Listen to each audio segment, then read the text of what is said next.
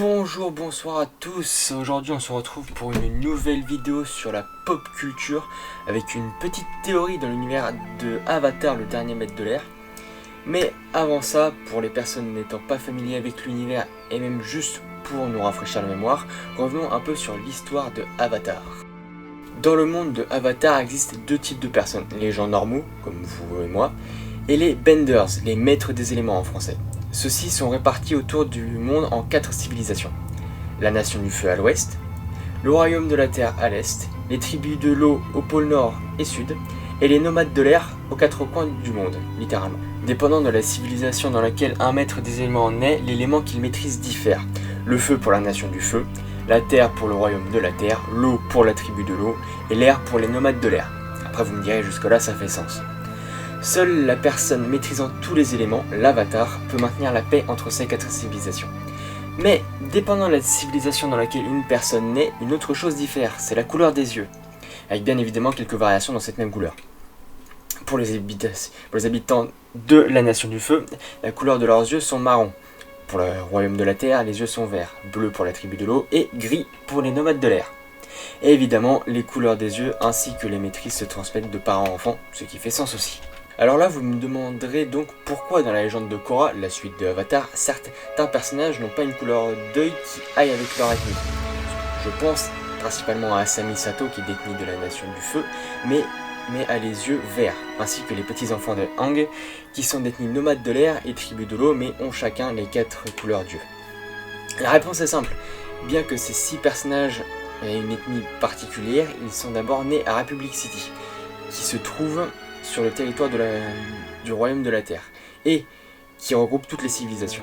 De ce fait, il est tout à fait normal que Asami et Ikki aient les yeux verts. Mais dans ce cas, pourquoi Jinora a-t-elle les yeux marrons alors que son père Tenzin a les yeux gris et sa mère Pema les yeux verts?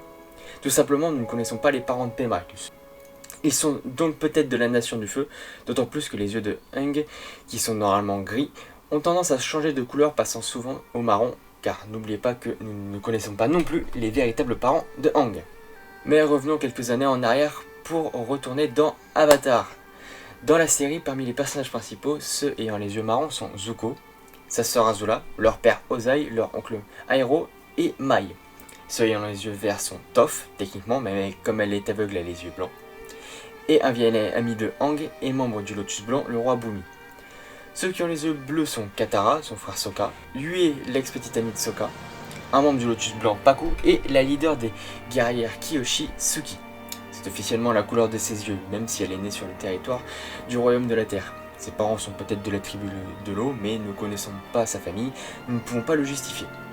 Et ceux qui ayant les yeux gris sont Aang et Ty Lee.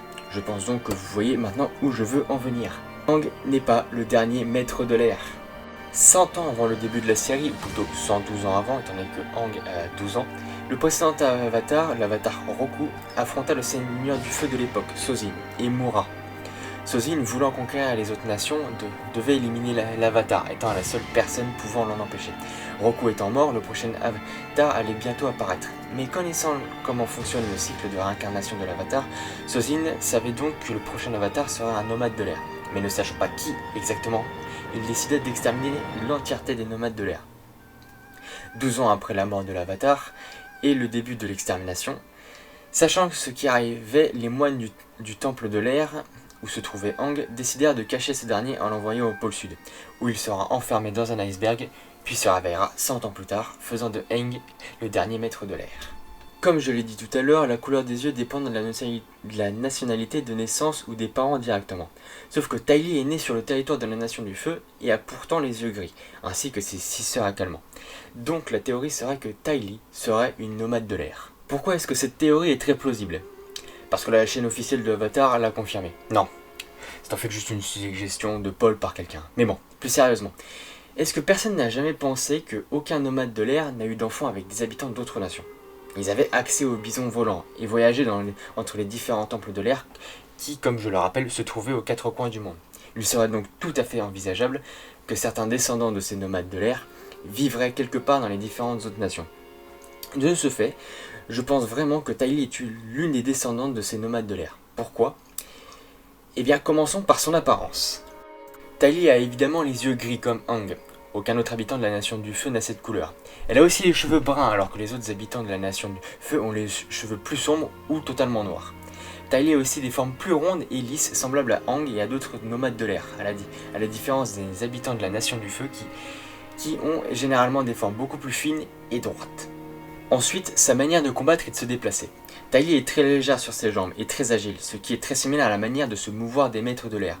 De plus, la culture des nomades de l'air fait un grand point sur la non-violence. De fait, la technique de combat de Ty Lee, le blocage chi, est une technique non violente, permettant de rendre son adversaire incapable de se battre, ainsi que de bloquer une maîtrise. Pour finir, sa spiritualité. En effet, Ty Lee est une personne très spirituelle, comme les nomades de l'air, ce qui la place à part des autres habitants de la Nation du Feu. Elle fait attention aux énergies et aux auras, ce qui est très similaire aux apprentissages spirituels donnés par les moines des nomades de l'air. Je pense donc que ses ancêtres se sont peut-être enfuis d'un temple de l'air, ou bien qu'ils étaient déjà sur le territoire de la Nation du Feu, et qu'ils se sont alors confondus avec les autres habitants pour échapper au génocide orchestré par le Seigneur du Feu, et que petit à petit, la maîtrise de l'air a disparu, ce qui fait de Ty Lee et ses sœurs des personnes normales, ne possédant pas de maîtrise.